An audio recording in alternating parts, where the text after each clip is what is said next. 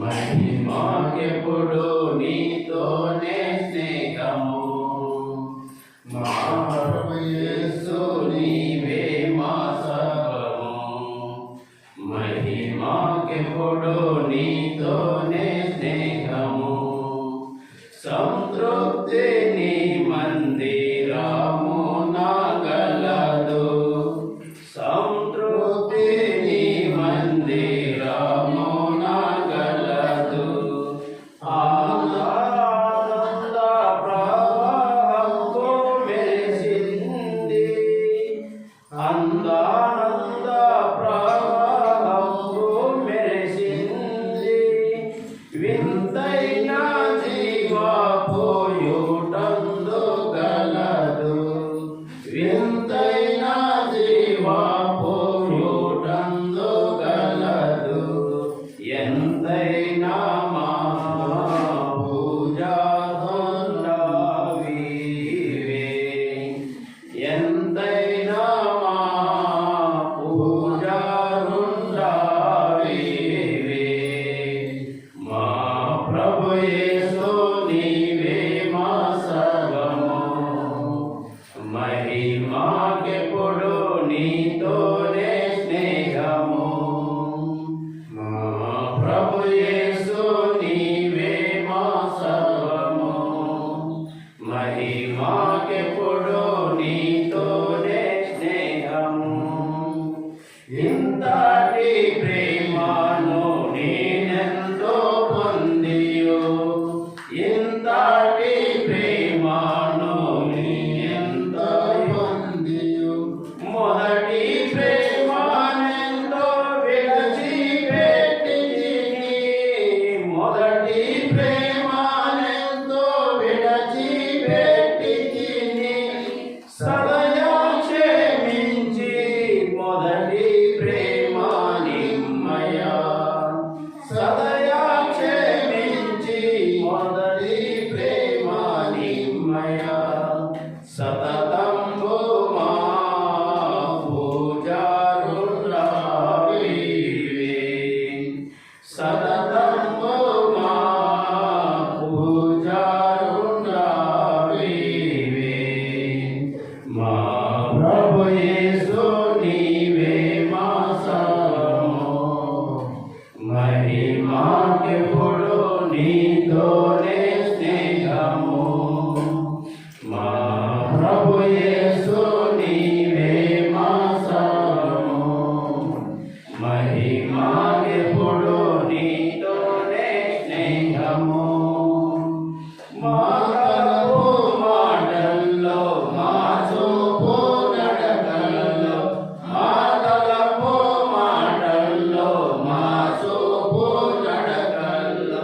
మేము కూర్చున్నా నిలుచున్నా వీక్షించిన, మేము కూర్చున్నా నిలుచున్నా వీక్షించిన. మక్కువతో మా ప్రభువును మెప్పించేదాము, మక్కువతో మా ప్రభువును మెప్పించేదాము. ఎక్కడైనా మా యేసు సన్నిధిలో, ఎక్కడైనా మా యేసు సన్నిధిలో. మా ప్రభు యేసు నీవే మా సర్వము, మహిమకెప్పుడు నీతోనే స్నేహము. మా ప్రభు యేసు నీవే మా సర్వము, మహిమకెప్పుడు నీతోనే స్నేహము. పరిశుద్ధమైనది నీ దివ్య నైజము, పరిశుద్ధమైనది నీ దివ్య నైజము. పరిశుద్ధమైన జీవితమే మా భాగ్యము, పరిశుద్ధమైన జీవితమే మా భాగ్యము. పరిశుద్ధ ప్రజలుగా మమ్ము సరిచేసి, పరిశుద్ధ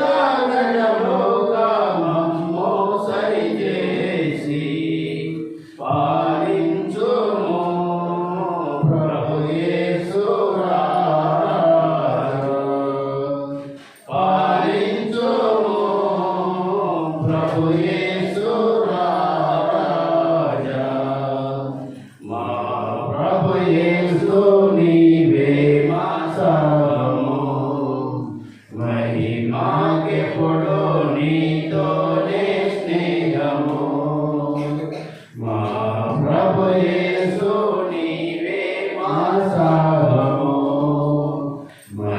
మాకెప్పుడు నీతోనే స్నేహము సోదర ప్రేమ సమాధానములతో సోదర ప్రేమ సమాధానములతో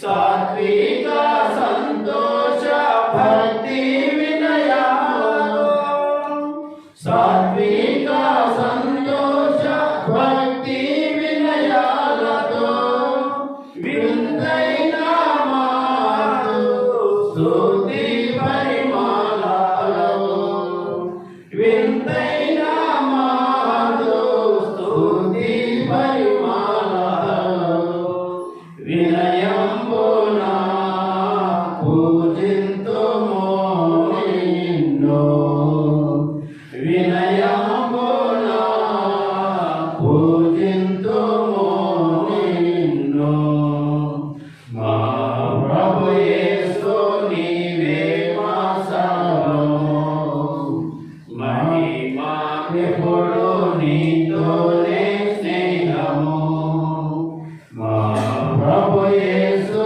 నీవే మా సర్వము మహిమాకెప్పుడు నీతోనే స్నేహము 236 పాట పాడుకుందాం.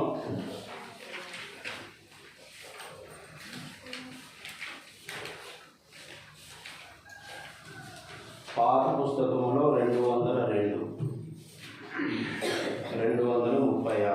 స్తోత్రించి కీర్తించడం హల్లెలూయా స్తుతి చెల్లించి ఉల్లాసించుము హల్లెలూయా.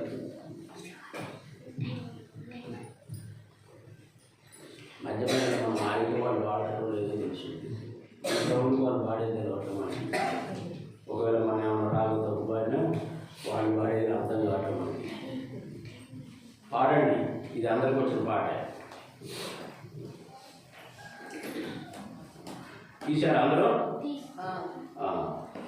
స్తుతించి కీర్తించడము హల్లెలూయా స్తుతి చెల్లించి ఉల్లాసింతుము హల్లెలూయా స్తుతించి కీర్తించడము హల్లెలూయా స్తుతి చెల్లించి ఉల్లాసింతుము హల్లెలూయా గణనీయ కాలమెల్లా కంటి పాపాలే గణనీయ కాలమెల్లా కంటి పాపాలే కాచెను ప్రభు మమ్ము హల్లెలూయా ప్రభుని స్తుతించి కీర్తించడము హల్లెలూయా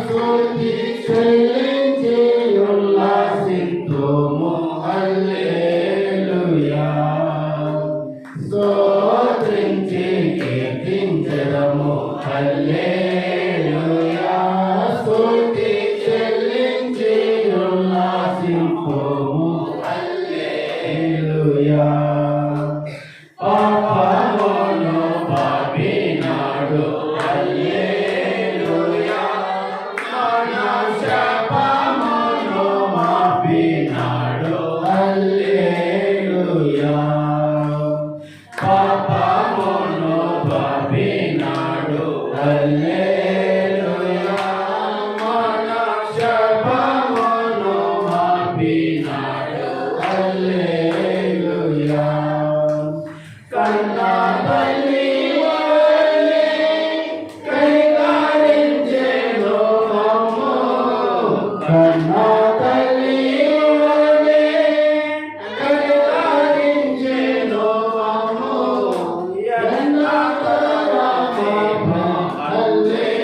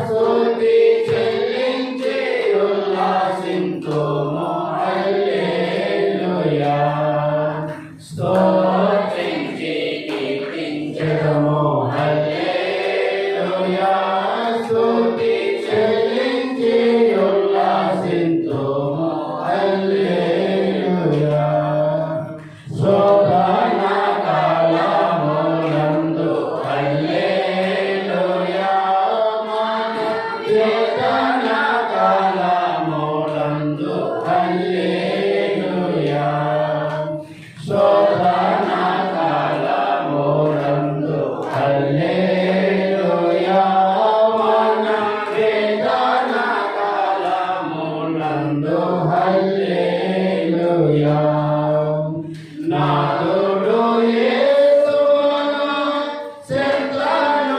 చెంతనుండానిలా నాదుడు యేసును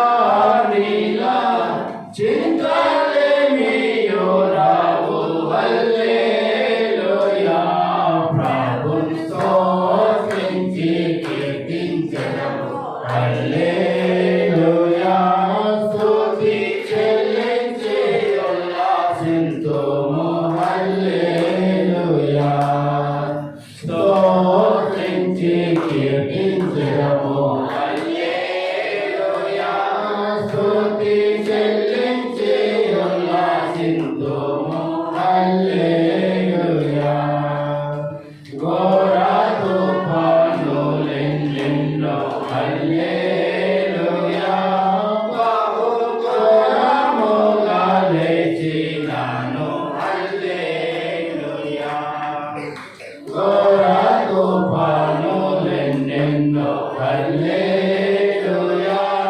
బహు ఘోరముగా లేచినాను హల్లెలూయా దోణియందున్న యేసు దివ్యముగాను లేచి దోణియందున్న యేసు దివ్యముగాను లేచి దాటిగా వాటి ననసు హల్లెలూయా ప్రభుని స్తుతించి కీర్తించెదము హల్లెలూయా స్తుతి చెల్లించి ఉల్లాసింతుము హల్లెలూయా స్తుతించి కీర్తించెదము హల్లెలూయా స్తుతి చెల్లించి ఉల్లాసింతుము హల్లెలూయా సర్వలోకమునందున హల్లెలూయా నన్ను సాక్షిగా నుంచెను యేసు హల్లెలూయా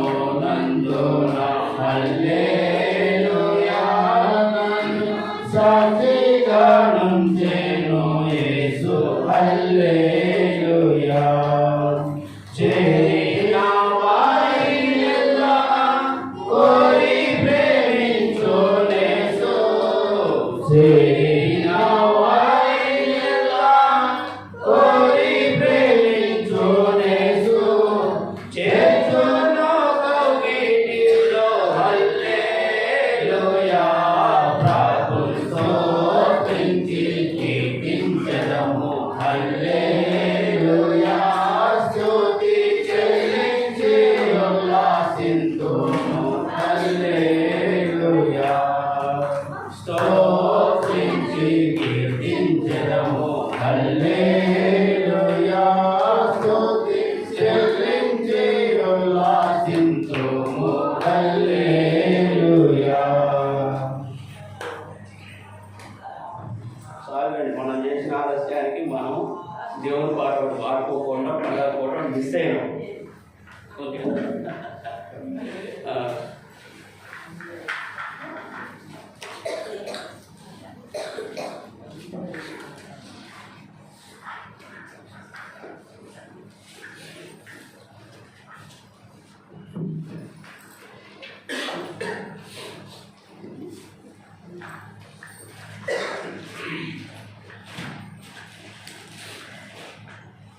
అందరికీ ఈరోజు క్రిస్మస్ శుభాకాంక్షలు. సంతోషం. 10 గంటలకు మనం కూడుకుంటే చాలా సంతోషం ఉండేది. నేను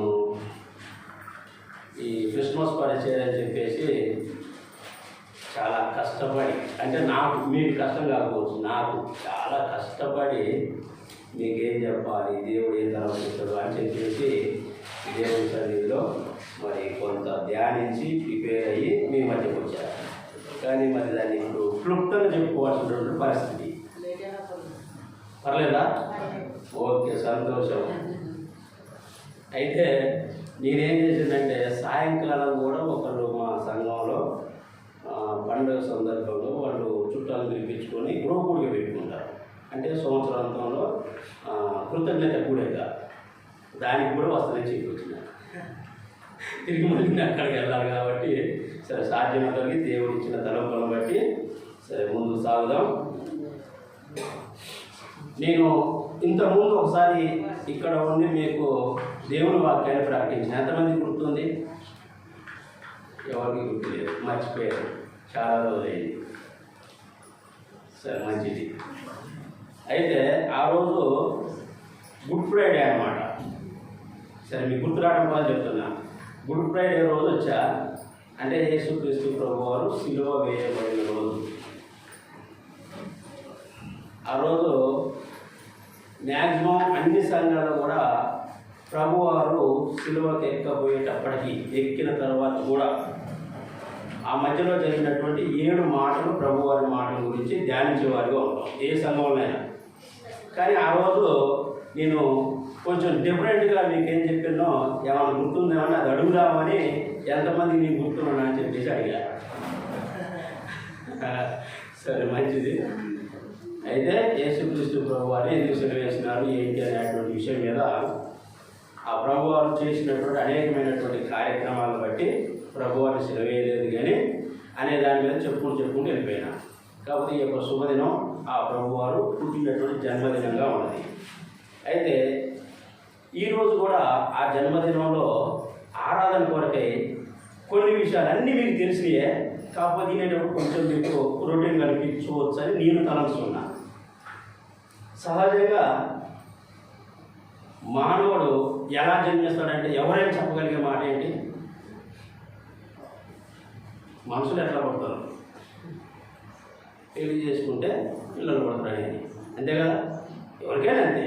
నేను మా అమ్మ నాన్నకి అలాగే, నా పిల్లలు నాకు అలాగే, అంతే కదా? అయితే దేవుడు మరి ఆగనే కలగజేసినాడు ఆ బైబిల్ గ్రంథంలో. మనుషుల ద్వారానే మనుషుల ద్వారానే మనుషుల్ని జన్మింపజేసినాడా, ఎలా చేసినాడు అనేది కొన్ని విషయాలు మనము చదువుకొని లేఖనంలో దాన్ని ధ్యానించుకొని దాని ప్రకారంగా ఆ ప్రభువారు చేసినటువంటి ఆశ్చర్య కార్యాలను బట్టి మన ఉదయమార ఆ ప్రభువుని మనము స్తుతించేవారిగా ఉన్నాం. సరే, మంచిది. కీర్తన గ్రంథము 9వ కీర్తన మంచిగా స్పష్టంగా వినపడుతుందా? మధు, వినపడుతుందా నీకు? ఓకేనా? 9వ కీర్తన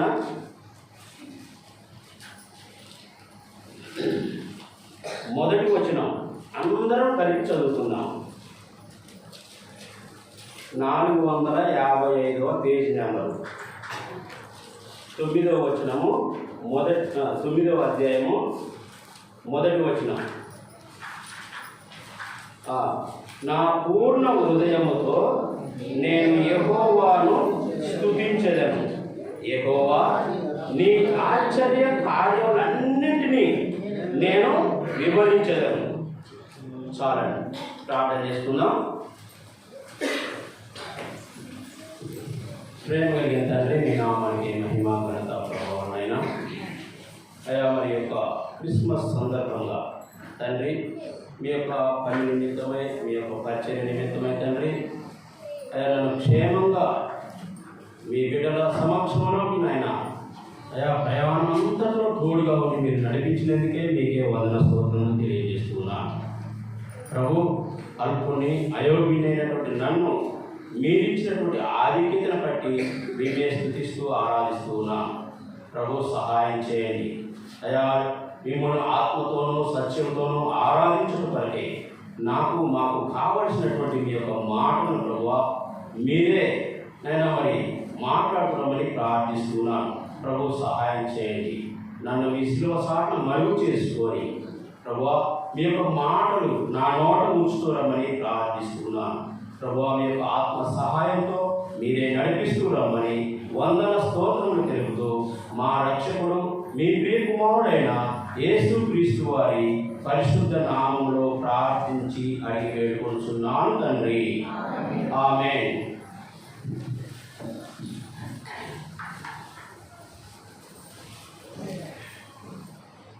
ఇక్కడ ఇక 9వ కీర్తన మొదటి వచనంలో రాయబడినటువంటి వాక్యము, నా పూర్ణ హృదయముతో నేను యెహోవాను స్తుతించెదను.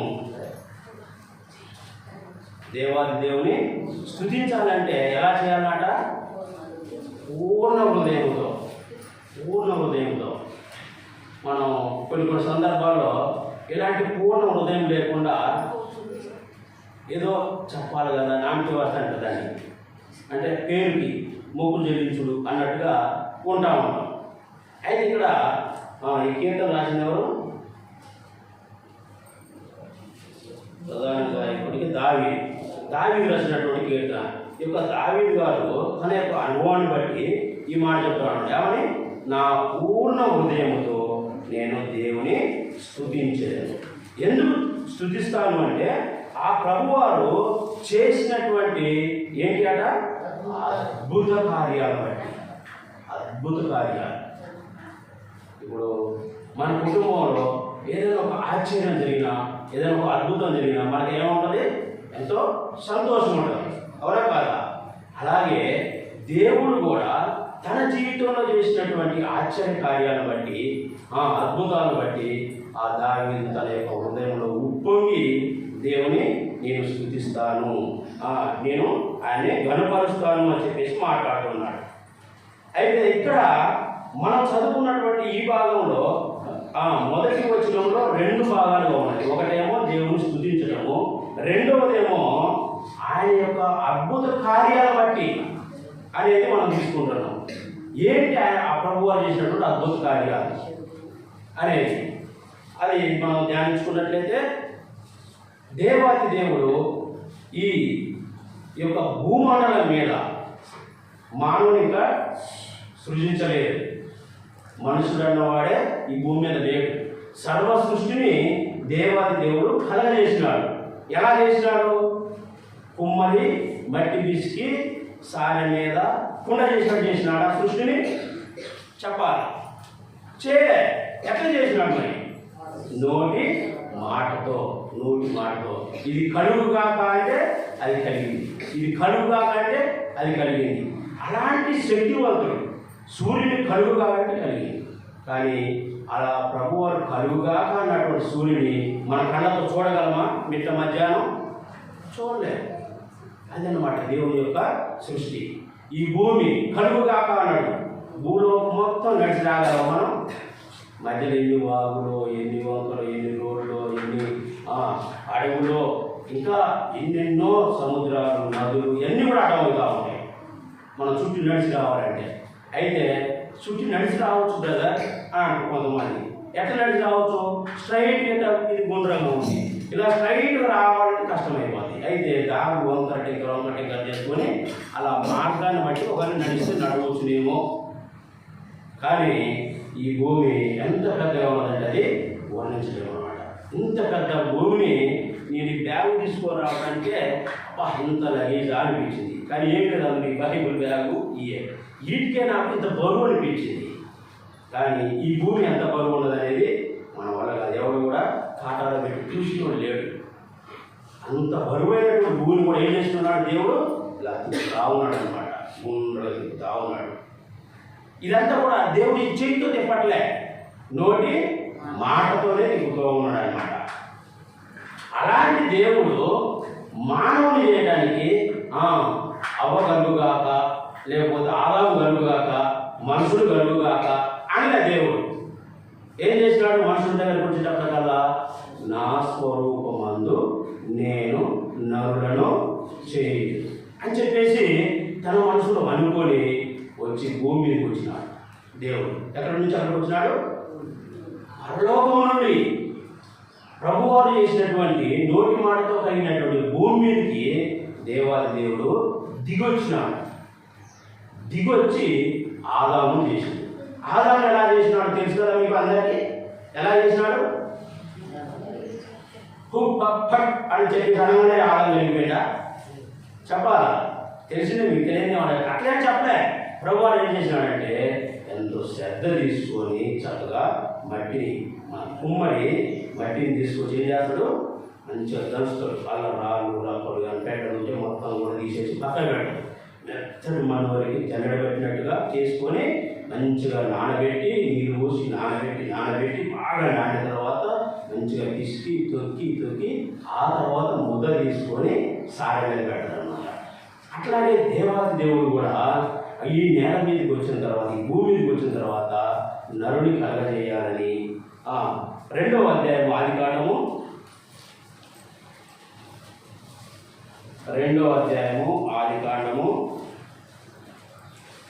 7వ వచనం ఒక్కరు చదవండి దగ్గరగా.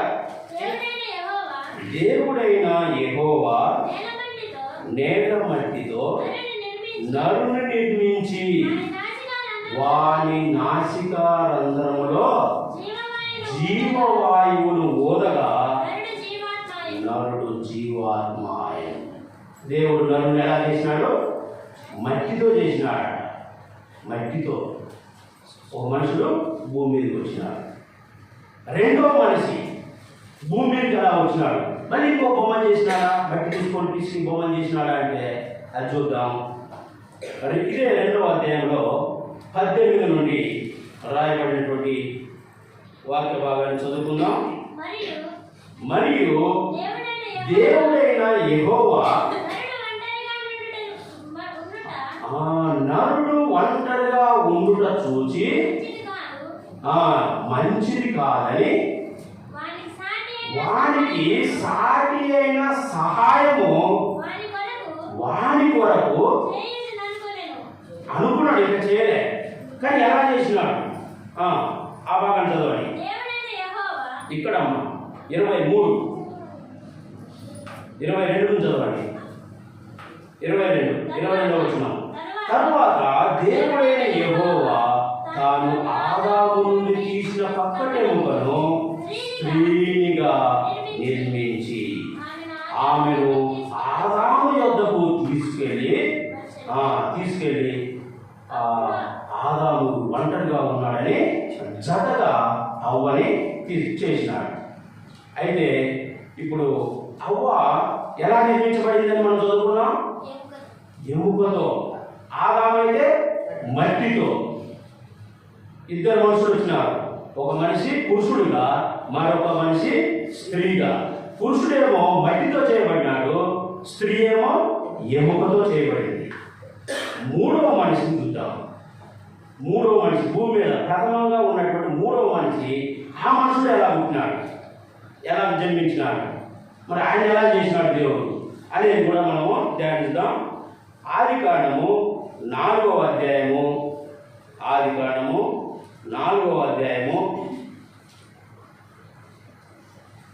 మొదటి 2 వచనాలు. ఆదాము తన భార్య అయిన అవ్వను కూడినప్పుడు ఆమె గర్భవతి అయి కయీనును కని. చాలండి. 3వ మనిషి ఎలా పుట్టినాడు భూమి మీద? స్త్రీ పురుషుల యొక్క కలయిక వలన పుట్టినాడు అన్నమాట. వారిద్దరు ఏకం కావడం వలన మరొక మనిషి జన్మించినాడు. ఇప్పటికి ఎన్ని రకాలుగా జన్మించడం జరిగింది? 3 రకాలు. ఈ 3 రకాల్లో మానవుడు మరి ఒకవేళ ఎంత ఇప్పటికే మనం మన గ్రహాన్ని పెట్టి వేరే గ్రహాల మీద ఉండాలని ఇంకేదేదో చేస్తా ఉన్నాం మానవుని యొక్క మేధస్సును బట్టి. కానీ దేవుడు చేసినట్లుగా మట్టి తీసుకొని మానవుని చేయగలడా? మానవుడు ఇప్పటి వరకు చేయలేడు. అందుకే ఆయన దేవుడు, మనము ఆయన ప్రజలము. ఎముకలు తీసుకొని మానవుని చేసినాడు, స్త్రీగా చేసినాడు అంటే ఆయన అంత శక్తివంతుడని మీకు చెప్పదలుచుకున్నటువంటి మాట. మూడవదిగా వారికి ఆజ్ఞాపించినాడు. అవన్నీ ఆదాము కలగజేసి వారిని ఏదైనా తోటలో పెట్టి వారిని ఆశీర్వదించి మీరు ఫలించండి, అభివృద్ధి చెందండి, భూమిని నిందించండి. ఎవరైనా దీనిలో పోయి మంచిగా అంటాం. ఒకవేళ గాబులో నీళ్ళు పోయారనుకోండి, కాబట్టి మీకు అర్థమైందిగా, తొట్టి, సరే తొట్టి పంపు, తొట్టి ఓకే, తొట్టి మేము కావాలంటాం. సరే ఏదైనా ఒకటి, హౌస్ అన్నీ ఒకటే అర్థాలు, పేరు వేరైనా ఒకటే అర్థం. ఒకవేళ దాన్ని మనం చేతి వేరంటే నిండా పోయాము అంటాం. కానీ దేవుడు అంటాడు, భూమిని నిందించండి, మీరు ఫలించి అభివృద్ధి చెంది భూమిని నిందించండి. భూమిని నిందించడం అంటే మామూలు పని కాదు. అయితే ఇప్పుడున్నటువంటి జనాభా లెక్కలు వేసుకుంటే కోట్ల మంది అయిపోతున్నారు. ఎన్ని కోట్ల మంది చెప్పగలరు ఎవరన్నా? 750 కోట్ల మానవులు మరి, ఇంకా పై సీటుకే అంతమంది జనాభాగా మరి ఆ దేవుని యొక్క నోటి మాటను బట్టి ఇప్పటి వరకు విస్తరించడం జరిగింది. ఇప్పుడు ఈ భూమి మీద 3 మనుషులు వచ్చినారు. ఈ 3 వేరువేరుగా వచ్చినారు. ఒకరేమో మట్టి ద్వారాగా దేవుడు చేసినాడు, ఇంకొకరినేమో ఎముక ద్వారాగా చేసినాడు దేవుడు, వారిద్దరి ద్వారాగా మరొక మనుషుని చేసినాడు. ఇక ఆ తర్వాత మీరు ఇలా భూమిని నిందించండి, ఫలించండి అన్నాడు. అంటే మనుషుల వల్ల మనుషులు కలుపుకుంటూ వెళ్ళిపోవాలని చెప్పేసి దేవుడు ఆశీర్వదించింది.